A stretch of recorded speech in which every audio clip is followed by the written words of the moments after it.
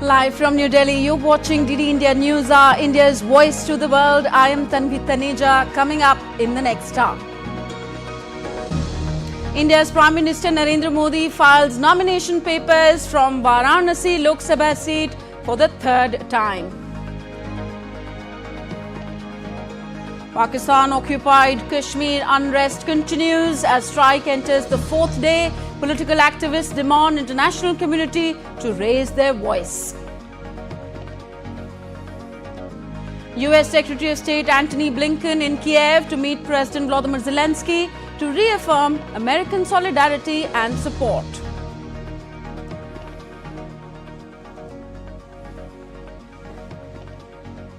Donald Trump's ex-lawyer Michael Cohen says he paid hush money to adult star Stormy Daniels at Trump's direction. Trump says he's been kept away from campaigning. And it could have been brought 6 years ago, 7 years ago, almost 8 years ago. They bring it right in the middle of my presidential campaign.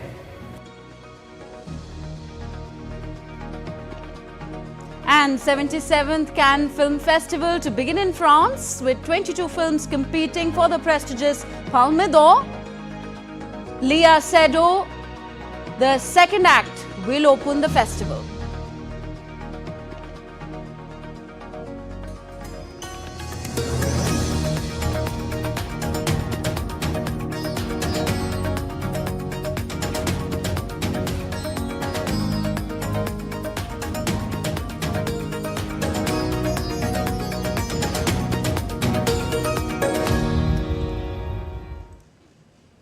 Up first, we get you up to speed with the largest elections, democratic elections of the world underway in India.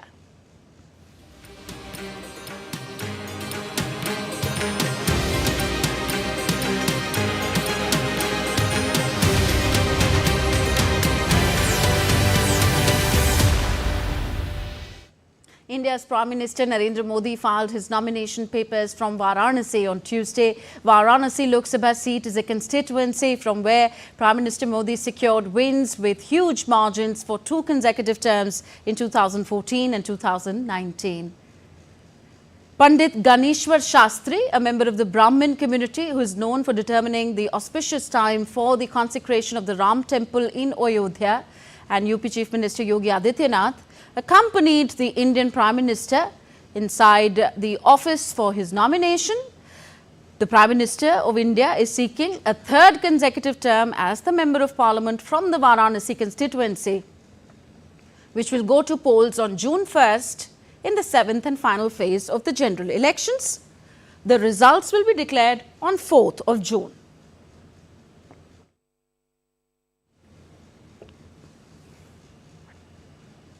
Prime Minister Narendra Modi began his day by offering prayers at the Dashashwamedh Ghat on the banks of river Ganga in the holy city of Varanasi. After performing the Ganga Aarti and offering prayers to river Ganga on the auspicious occasion of Ganga Saptami, Prime Minister Modi then proceeded towards the Namo Ghat on the cruise to offer prayers at the Kal Bhairav temple and seek permission from the deity, also known as Kashi's Kotwal, or the guardian deity of the city, to file his nomination papers for a third term.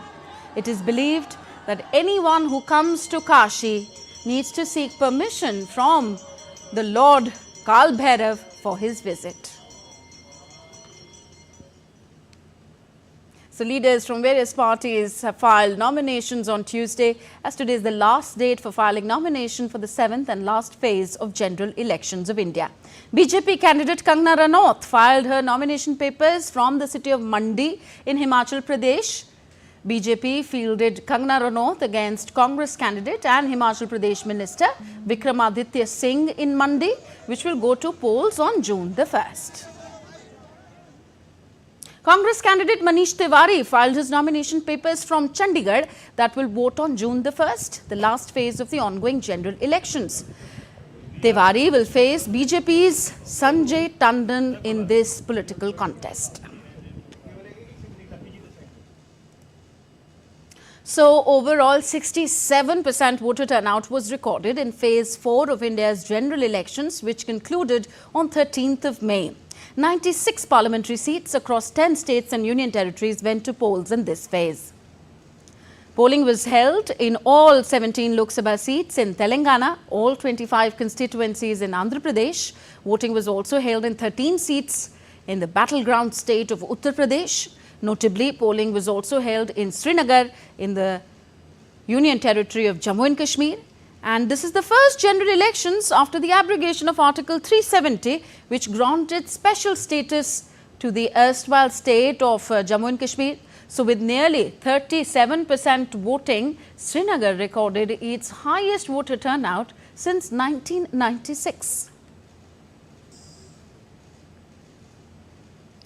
And let's now understand the voter turnout of the fourth phase of India's elections with my colleague Anil Thomas. Anil, what do you read into the 67% overall voter turnout in the fourth phase of general elections? Well, good afternoon, Tanvi. Well, the 67% of voter turnout in phase 4, when you compare that purely with the 2019 numbers, there is a dip of almost 1.7% purely on a phase-on-phase basis. But overall, if you see, except for phase 3, where there was a slight dip of 0.3%, all other phases we have seen the dip being major, and that having a cascading effect on the election numbers. But having said, when the percentage is low, we've still seen more voters being registered. So we could see more votes being done, more votes being put, as compared to the voting percentage that one would see. But overall, I would still say that, the hot summer still sinking in. We've still got 3 more phases to go. And this is for the first time we're seeing elections even in the month of June. So it's a tough ask for the political parties, for the political players, and also for all the candidates in the election fray, and very much for the Election Commission of India. But all in all, a 67% voter turnout in phase 3 is good numbers, I would say, looking at the southern part of India where elections are over and out with after this particular phase. Okay.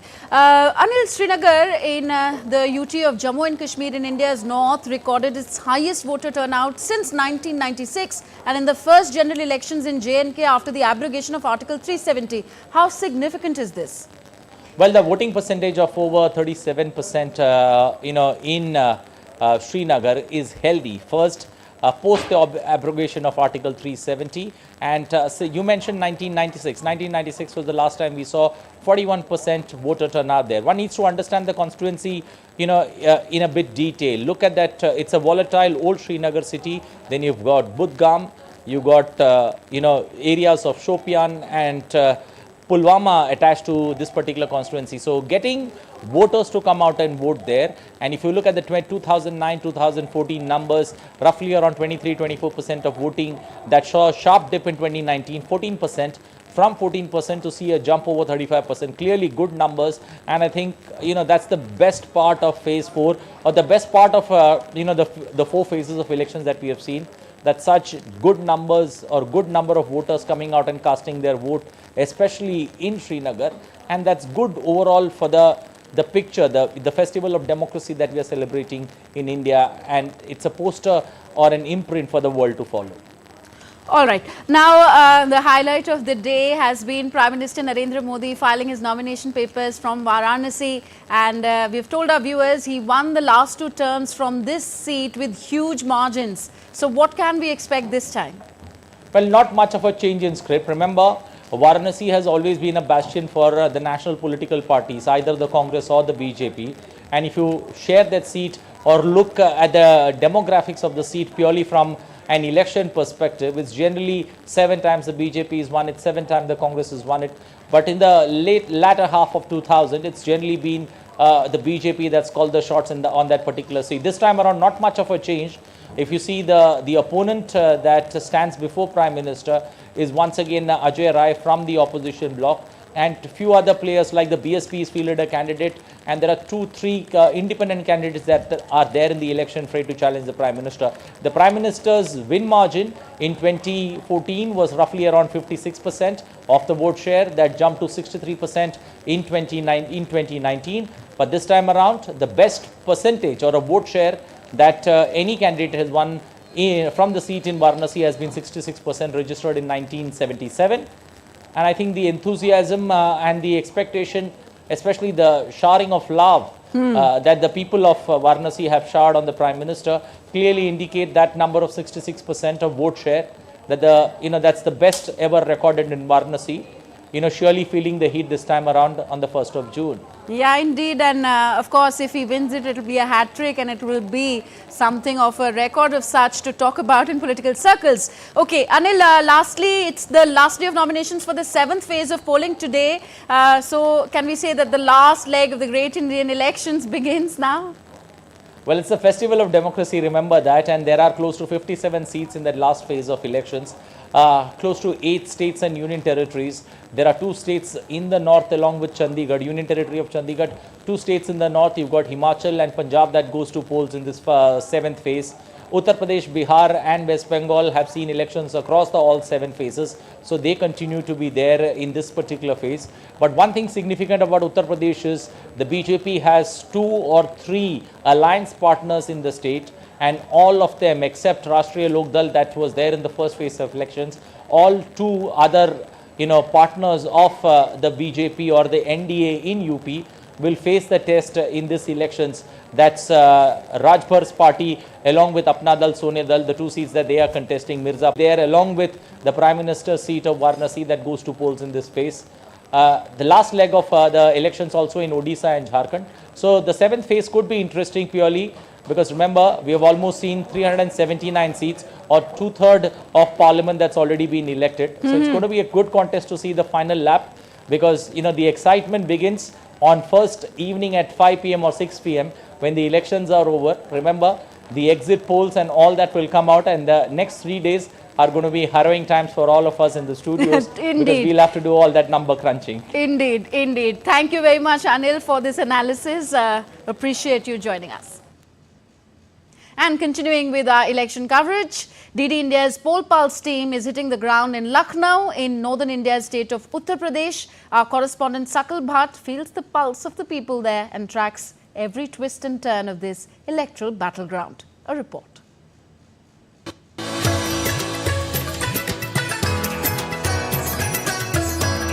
Team Poll Pulse has reached Lucknow. We are here at the iconic Bulbulaya Bada Imam Bara. These are heritage buildings dating back to 18th and 19th century and typically also called the seat of Nawabs or the titular rulers of the Lucknow state. UP तो कम से कम 80% बदल गया। बदलाव क्या है? Road देख लीजिए, सब साफ सफाई देख लीजिए और गुंडागर्दी तो एकदम ही mat. We always choose to our leader who always represent just like our Nawabs. The leaders take care of all peoples here. We never see like the Hindu or Muslims. Yeah, we want the leader who work here. मतदान अपने मुद्दों पर करिए जो आपके साथ खड़ा हो सके, आपके काम आ सके, जिससे आपका परिवार जो है खुश रह सके। जितने भी लोग हैं समाज में बढ़ चढ़ के मतदान करें ताकि अच्छी सरकार का गठन हो सके। हम चाहते हैं बदलाव हो तो एजुकेशन की तरफ, गरीबी की तरफ, बेरोजगारी की तरफ, क्योंकि अगर बदलाव सियासत से हट के गरीबी, बेरोजगारी और जहालत पर हो तो हमारा सूबा, हमारा प्रदेश, हमारा घर, हमारा मुल्क तरक्की करे।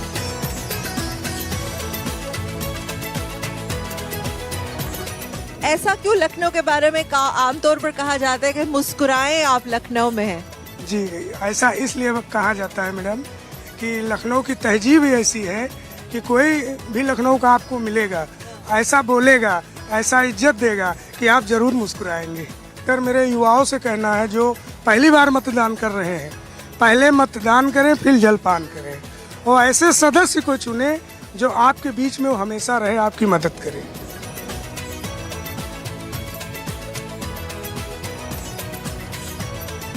The Bharatiya Janata Party has seen the dominance in the last 2 editions of the Lok Sabha polls, while the opposition, particularly the regional war houses like Samajwadi Party and the Bahujan Samaj Party are desperate to bounce back to power along with the other opposition parties like Congress. We will have to wait till the D-Day, the results day. What is going to be the verdict of the Uttar Pradesh's, the largest Indian state, the electorate of Uttar Pradesh? With camera person Aniket Dubey, Sakal Bhatt reporting from Lucknow in Uttar Pradesh for DD India. Well, it is also said that the seat to power in New Delhi goes via Uttar Pradesh. You are watching DD India NewsHour, still to come on the show. Fierce clashes continue in Kharkiv in Ukraine as both Russia and Ukraine engaged in intense combat.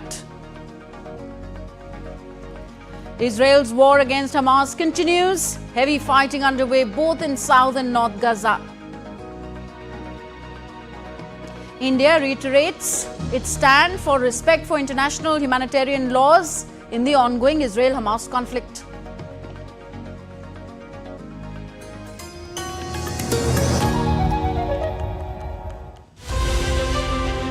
As India decides in the world's largest election, we help you feel the pulse of the nation. I am Sakal Bhatt. I am Shubhendu Ghosh. This election season, join us on a journey of India. We are in Assam. This is the tea city of India. From down south, Tamil Nadu. Discover the colors of democracy. Gateway to northeast of India. Coastal state of Kerala. Watch Poll Pulse on DD India.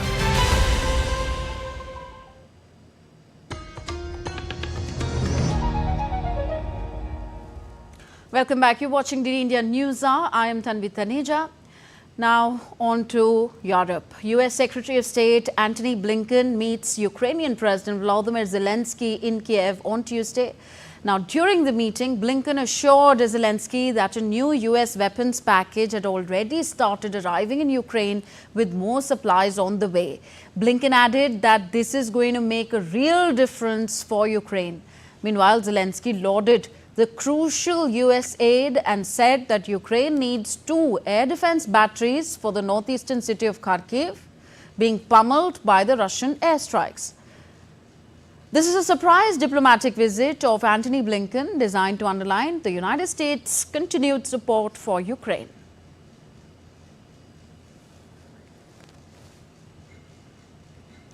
Meanwhile, fierce clashes continue in the Kharkiv region as both Russia and Ukraine are engaged in intense combat there. The Russian Defense Ministry said its forces maintained advantageous positions along the front lines in Kharkiv. The Russian military destroyed multiple targets in the border town of Vovchansk near Kharkiv. It also repelled Ukrainian offensives from various directions. Meanwhile, the General Staff of the Ukrainian Armed Forces reported that over 100 battles were fought in the frontline area. The forces targeted Russian electronic warfare systems, command posts and ammunition depots. Ukrainian President Volodymyr Zelensky said that the forces have reinforced their military presence in the Kharkiv region and are launching counter-offensives.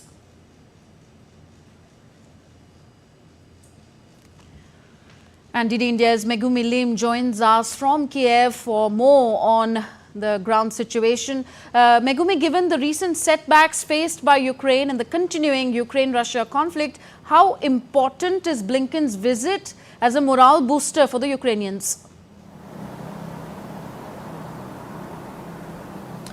Well, his visit is definitely a morale boost for people in Ukraine, but I believe it takes more than a visit these days to boost the morale here of the people here in Ukraine as the conditions and the situations on the battlefield gets tougher and tougher for Ukrainian troops. This is Blinken's 4th visit to Kiev since Russia launched its full-scale invasion more than 2 years ago. But this is his first visit since the U.S. Congress approved additional aid for Ukraine. This is going to be a 2-day visit for him where he will be discussing the current battlefield situation. But more importantly and more urgently, he will be discussing with Ukrainian top officials on how to turn the tide of the war in Ukraine's favor and take back the initiative for Ukrainian forces as they continue to struggle on the front lines. But since the U.S. military aid has been approved, they will be talking about how to use these new weapons deliveries in Ukraine's advantage. Now, as you mentioned earlier, President Zelensky has already met with Blinken this morning, where Zelensky thanked Blinken and the United States for this additional military aid, but he stressed the importance of getting this additional assistance to Kyiv and to the front lines as soon as possible. And he also stressed the importance of more air defense systems, especially for Kharkiv and the greater Kharkiv region, as it is coming under intensified Russian attacks, especially over the past few days. Also, Megumi, how critical is the $61 billion military aid package that the U.S. Congress recently passed for Ukraine's war effort?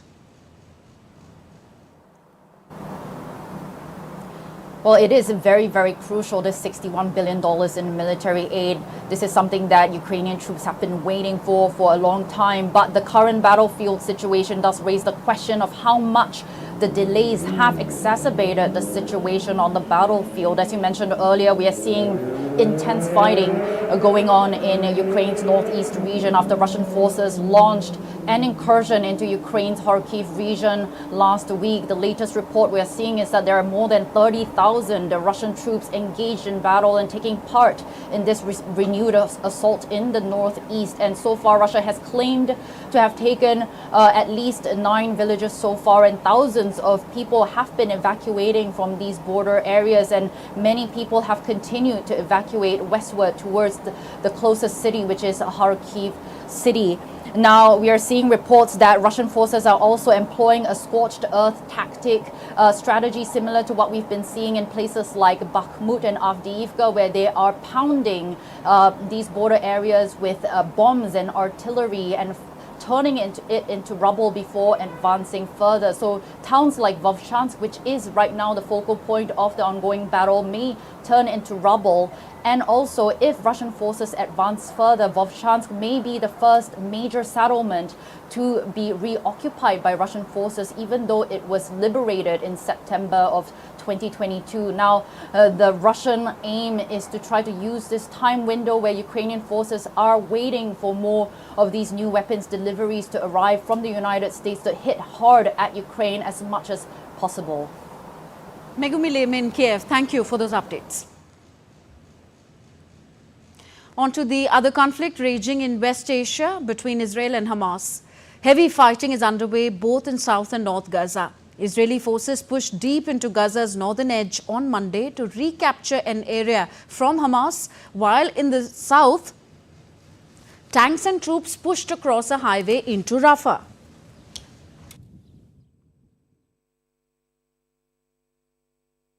Prime Minister Al-Sani said on Tuesday that talks over a ceasefire in Gaza have reached a stalemate due to Israel's operations in Rafah.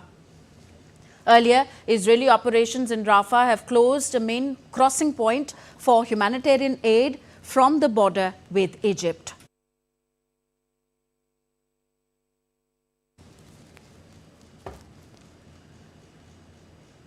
Condemning the death of civilians in the ongoing conflict between Israel and Hamas, India has reiterated its stand that international law and international humanitarian law must be respected by everyone under all circumstances. The ongoing conflict between Israel and Hamas has led to a large-scale loss of civilian lives, especially women and children. The resulting humanitarian crisis is simply unacceptable. We have as such strongly condemned the deaths of civilians in the conflict. International law and international humanitarian law must be respected by everyone under all circumstances. On to the United States now. Donald Trump's former lawyer, Michael Cohen, returned to court on Tuesday following a day of revealing testimony on Monday. Cohen, the prosecution's crucial witness in Trump's hush money trial, is involved in the first criminal case against a U.S. president in history. Trump, who faces 34 counts of falsifying business records, has pleaded not guilty. DD India's Sally Patterson reports from New York. On the witness stand Monday, Michael Cohen tried to paint himself as a loyal and obedient employee who did what his then boss, Donald Trump, told him to do under his watchful eye. That includes, he says, making a payment of $130,000 to adult movie star Stormy Daniels ahead of the 2016 presidential election to try and keep quiet about an affair she said she had with the former president more than a decade before in 2006. Now, Donald Trump has always denied that affair took place. He was married to his wife at the time. Cohen talked the jury through how that payment was made to Daniels and then how he says that money was reimbursed by Trump.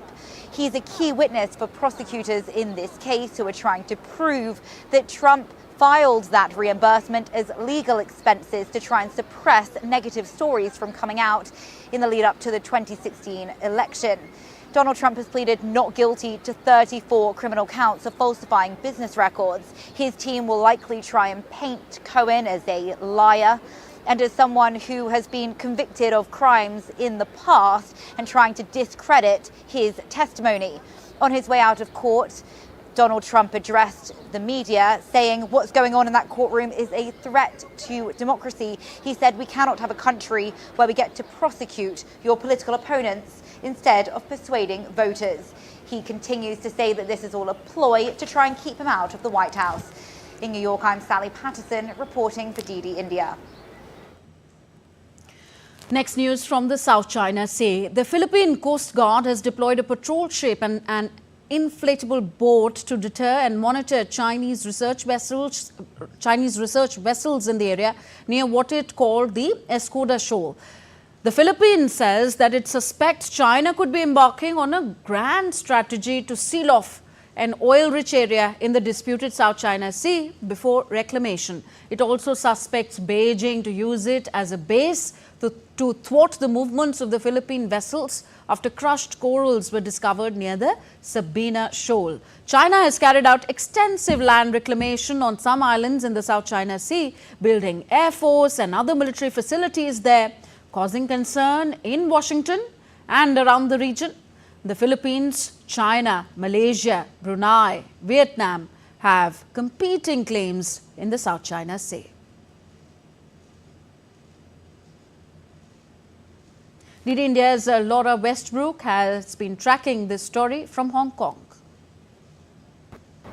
The Philippine Coast Guard said it had deployed a ship to the Sabina Shoal in the Spratly Archipelago, and this is where it has accused China of building an artificial island and says it has documented piles of dead coral. This is located in the exclusive economic zone of the Philippines, although China does claim almost all the South China Sea as its own.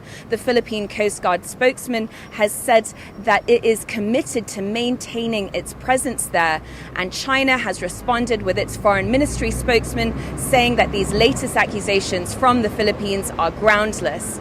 Now, we have seen encounters between the Philippines and China grow more frequent and more tense in the South China Sea. The Chinese Coast Guard has fired water cannons at Philippine vessels and also injured Philippine crew members. Now, the Philippines has grown more assertive under President Marcos, and that comes with the backing of the United States. The United States and the Philippines just wrapped up their annual Balikatan or shoulder-to-shoulder drills in the South China Sea, which involve some 11,000 troops, mostly from the Philippines and the United States. They were the largest ever. And just a day after those drills wrapped up, the Chinese Navy conducted its own drills in the South China Sea. So looming over this is that these increasingly combative encounters between the Philippines and China could escalate into something bigger. In Hong Kong, Laura Westbrook reporting for DD India. And now let's take a look at what else is happening around the world. South Africa's President Cyril Ramaphosa will sign a national health bill into law on Wednesday. The bill aims to provide universal coverage to South Africans. The signing of the National Health Insurance Bill will come just before the country's May 29th general elections. At least one migrant was found dead and 170 others rescued by the Spanish Coast Guards and the Red Cross staff on Monday.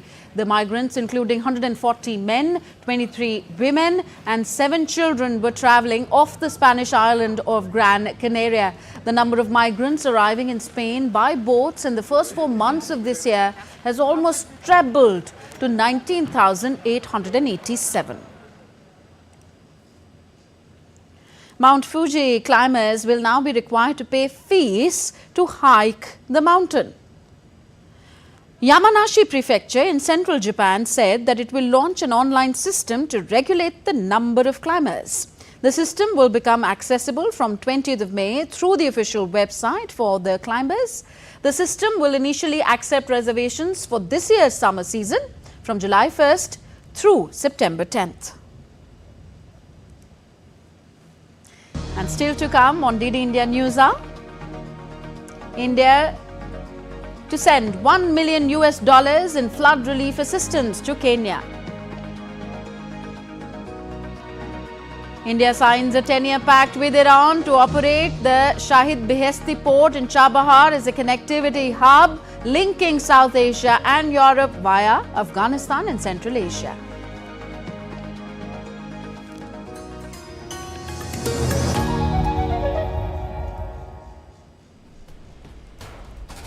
Wherever news breaks, whatever it takes. Connecting corners, cutting across continents. Stories that matter from across the globe. Accurate, authentic journalism that serves you right. From politics to glamour, from sports to world affairs, with a fusion of aesthetics and substance. Introducing news in a new avatar. Experience the world through a new lens. Stay tuned to DD India for an exciting journey beyond borders.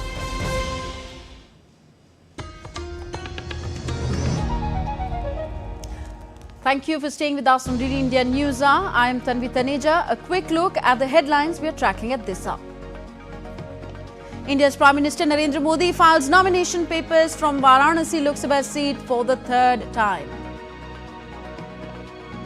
Unrest in Pakistan-occupied Kashmir continues as strike enters the fourth day. Political activists demand international community to raise their voice. US Secretary of State Antony Blinken is in Kiev, meets President Volodymyr Zelensky to reaffirm American support and solidarity.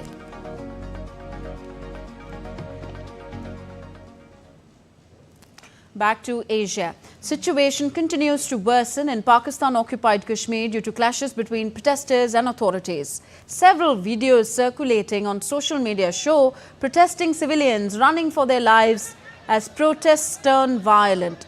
This comes amid a wheel jam strike that is continuing for the fourth consecutive day in POK, that's Pakistan-occupied Kashmir. The Awami Action Committee had called for a shutter down and wheel jam strike across the state as a mark of their protest against electricity price hikes and hikes on taxes.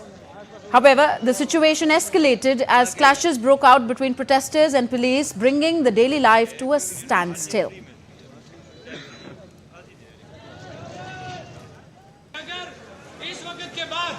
दोबारा किसी के घर गए आप किसी को arrest किया तो फिर उसके बाद मैदान होगा आप होंगे और हम होंगे.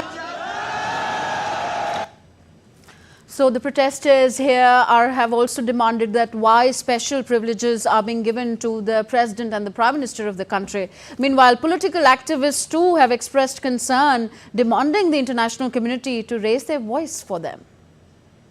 At the moment, the situation in Muzaffarabad, the capital of Pakistani-occupied Jammu Kashmir, is getting very, very serious. What happened is this morning, about 500,000 people descended upon Muzaffarabad and in the suburbs to protest against taxes on electricity bills, cuts in subsidies, and to demand end to the perks and privileges of the Prime Minister, the President, all members of Legislative Assembly as well as the judges and bureaucracy. We are in a desperate situation. We need the international community to come and stand by us, raise their voice for us. the Indian repertoire in the United Nations. We request them to raise their voice at the United Nations Forum. We also request the Indian government to instruct the Ministry of External Affairs to summon the Pakistan ambassador and ask for an explanation. This is broad daylight murder that is taking place in POJK. Our lives are in danger, people's lives are in danger. Now, amid the intensified protests against the Pakistan government in POK, External Affairs Minister of India, Dr. S. Jaishankar, on Monday reiterated the country's stand on merging the illegally occupied region. He said that one day India will end the illegal occupation of Pakistan in POK and it will join hands with India. For us, the initial goal was first to deal with the 370 issue. The country has already seen after 5 years how much of a difference there is today in the ground situation in Jammu and Kashmir as a result today of it being fully integrated with this country. So that part is integrated. There is the other part. So watch part 2 of the series. And now we have with us Mr. Prabhu Dayal, former Indian Consul General in Pakistan. Let's try and understand these protests better with him. Welcome, sir, to the program. What do you see as the root cause of the current situation in POK, and how serious is the situation from a law and order, economic and political point of view? Well, first of all, thanks for having me on your show to discuss this very, very important topic. As you asked me, what is the root cause? The root cause, beyond doubt, is Pakistan's economic crisis.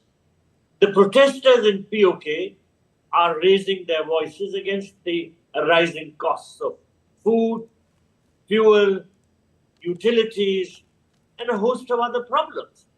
And they do inevitably compare their sad plight with the well-being of Kashmiris who are living in Jammu and Kashmir. It is no secret that the Indian state of Jammu and Kashmir has witnessed a tremendous amount of well-being and growth. And the people in POK are not blind to this. So when they contrast the well-being of the Kashmiris in India with their own sad plight, their misery compounds. Let me also mention that the people of POK feel that they are being discriminated against. And this feeling is also shared by their leaders.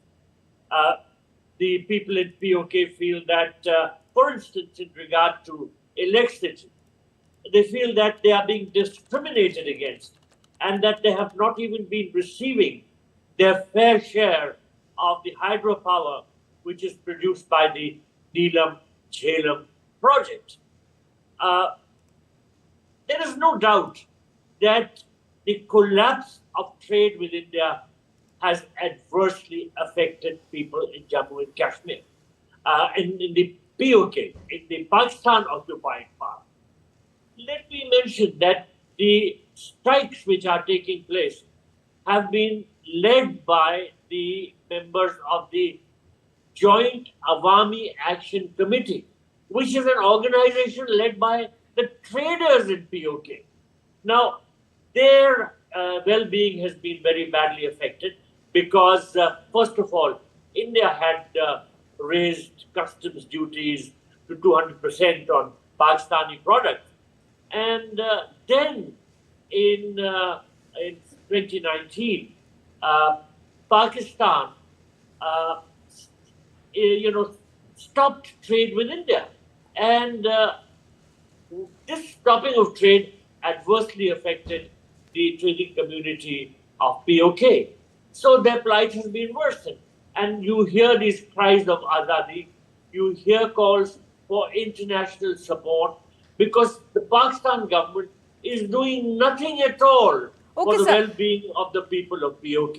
Yeah, talking of, I'm sorry to interrupt you here, but talking of international help and international support, we heard political activists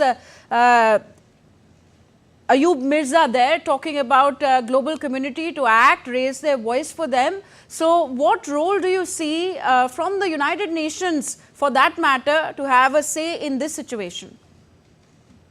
Well, it depends now on how the matter is taken to the United Nations. Who takes the matter? Because the United Nations will only react once it has a document in front of it.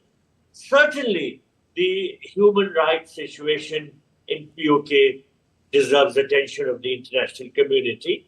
And if the people who live there are being discriminated against, if they are voicing of their cries for freedom, then certainly this is a matter which the international community and particularly the United Nations must look at, because otherwise their plight will only worsen.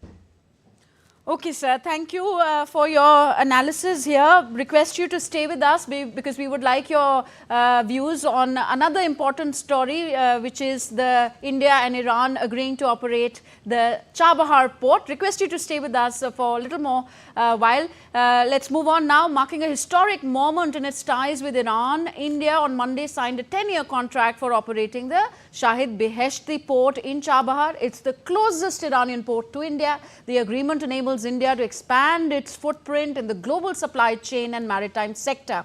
This is the first time India will take over the management of an overseas port. Our correspondent Meghana Dev reports. In a major move to boost regional connectivity and strengthen bilateral partnership, India and Iran signed a long-term contract for the operation of the Shahid Beheshti port in Chabahar.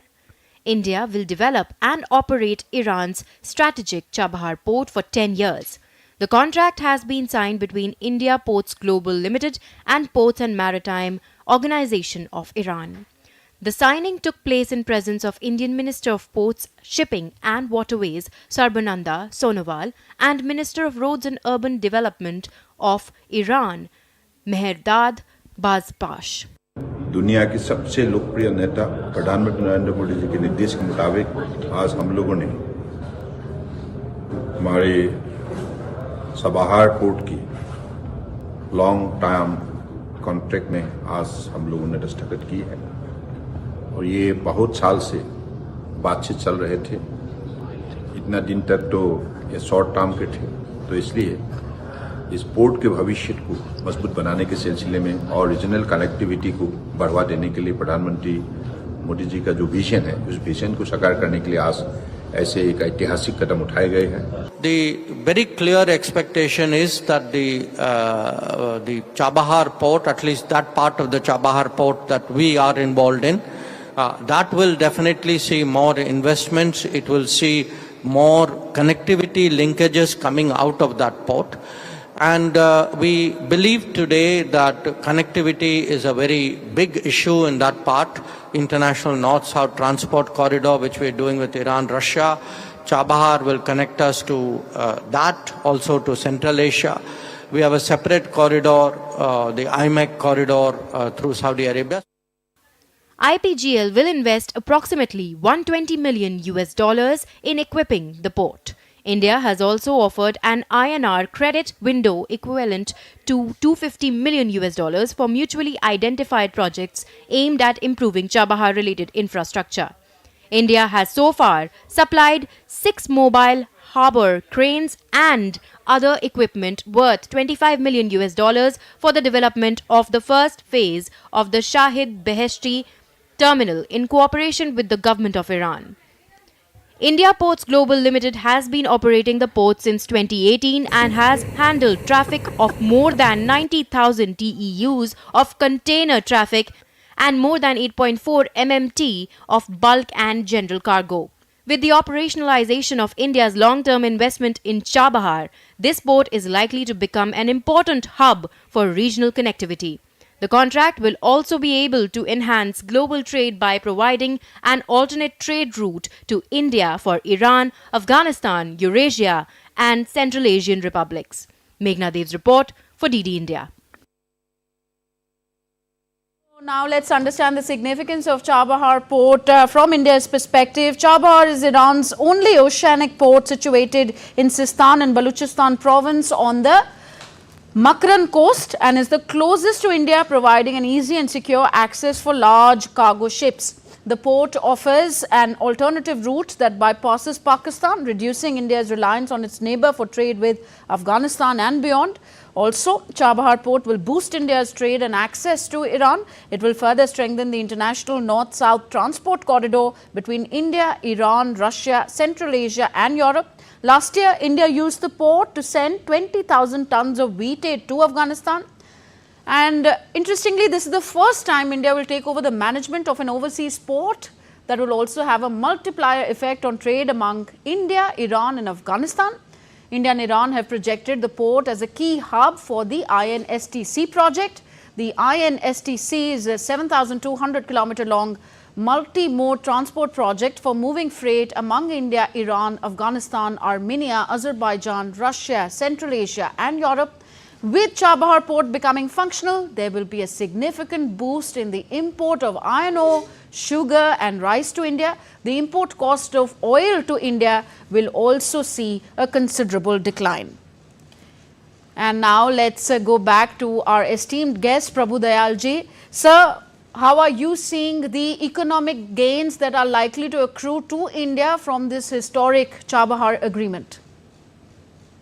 Well, Tanvi, you correctly pointed out during your introductory remarks that the Chabahar port is strategically located on Iran's southeastern coast around the Gulf of Oman. I would like to recall that during Prime Minister Modi's visit to Iran in 2016, a pact was signed by India and Iran for the development of this port. And since then, India has been developing in Chabahar port a terminal which is named the Shahid Beheshti terminal. Now, a very important aspect of the agreement which was signed yesterday was that now India will be able to operate the project for 10 years. Now, till now, India and Iran had been signing one-year contracts. And these were not very attractive, because they don't serve as great incentives for shippers to use the port, because they wanted a more permanent arrangement. Now, that permanent arrangement is going to be provided by the agreement that was signed yesterday, which will be valid not for 1 year, but for 10 years. And moreover, which will be automatically renewable. Now, this agreement will open up a trade route between South Asia and Central Asia via Iran, and significantly it will be bypassing Gwadar and Karachi ports in Pakistan. So India will be able to now gain access to Central Asia, bypassing Pakistan, which is a very big impediment in our global outreach.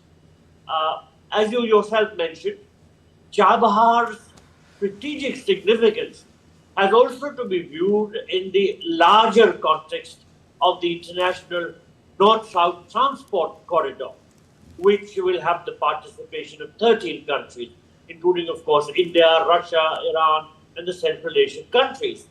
So this corridor will link India's western ports to Russia's Baltic Sea coast via Iran, Afghanistan, and Central Asia.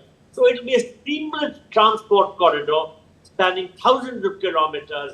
And therefore, in the long term, this agreement which was signed yesterday between India and Iran will boost trilateral trade between India, Iran, and Afghanistan. But at the same time, it could also herald a new age for India's trade, transshipment, and cooperation with Central Asia and Russia. All right. On that note, we wind up this discussion. Thank you very much, Prabhu Dayal ji, for coming to DD India and sharing your insights on both these stories. Chabahar ports, India agreeing to signing this pact to operate this port, and also the unrest that is continuing in Pakistan-occupied Kashmir. All right, let's move on now. The 77th edition of the Cannes Film Festival begins today in the southern French city of Cannes. The opening day will see celebrities, actors, filmmakers from around the world walk the iconic red carpet. The opening film is the second act, a comedy by French director Dupieux. It is an out-of-competition film. 22 films, including an Indian film, All We Imagine as Light by Payal Kapadia, are competing for the prestigious Palme d'Or. It is awarded to the director of the Best Feature Film.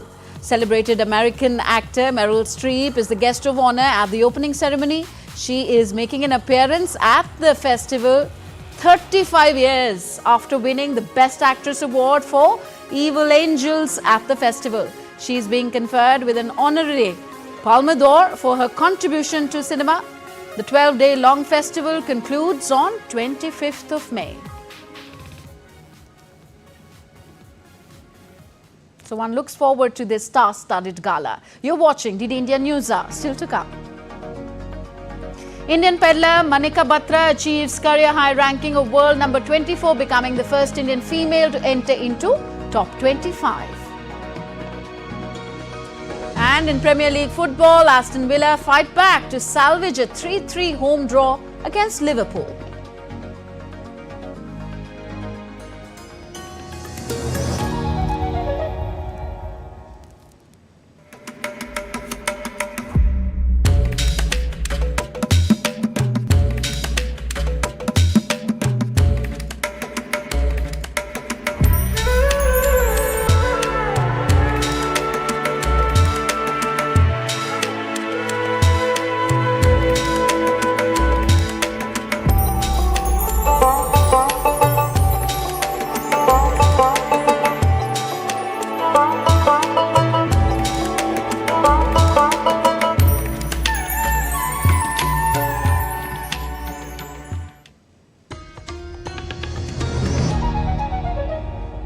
Welcome back. You're watching DD India NewsHour. I am Tanvi Taneja.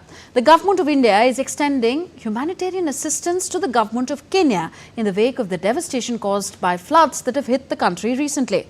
38 out of 47 counties have been affected. An estimated 267 people have died, 188 injured, and over 280,000 displaced.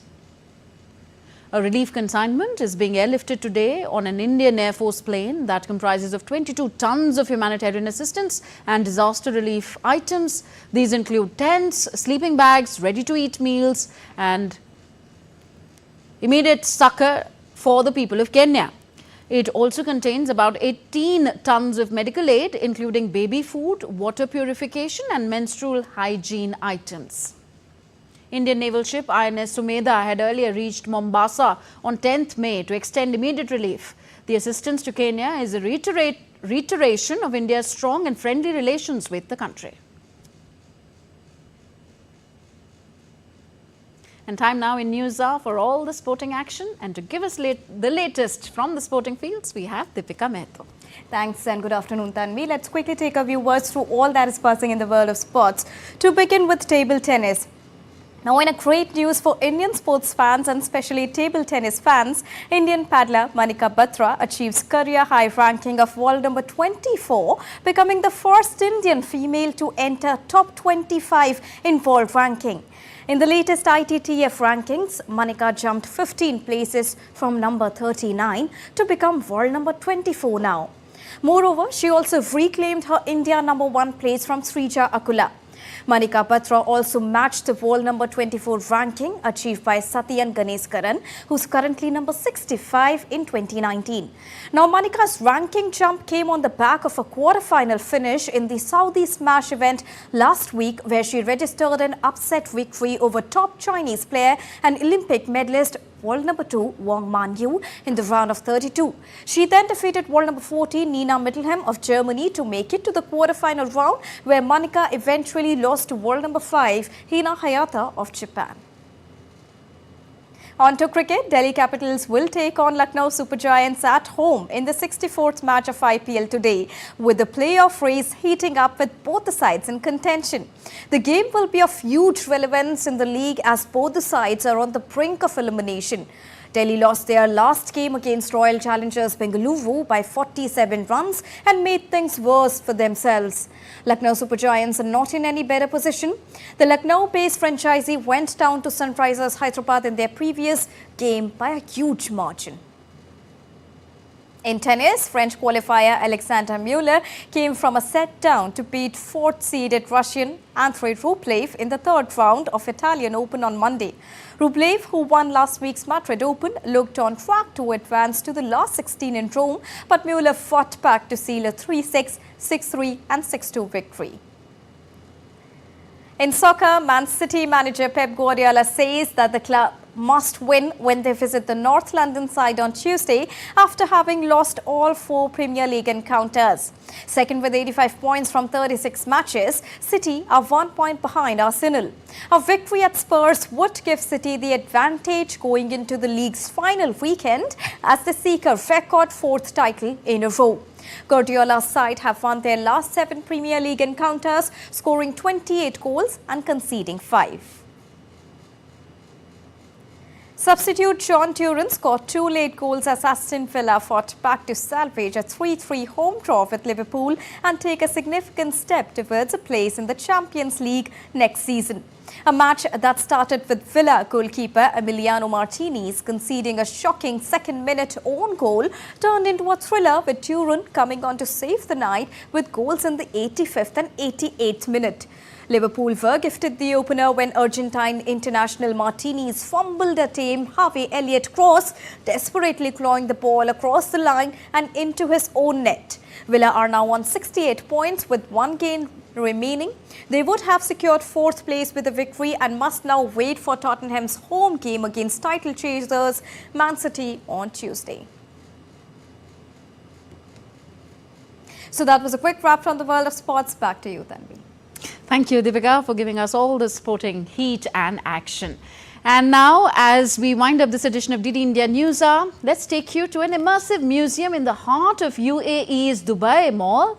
It is fusing art and technology with a message on nature conservation. The Arte Museum boasts 14 different interactive experiences, including sight, sound, and even smells. Take a look.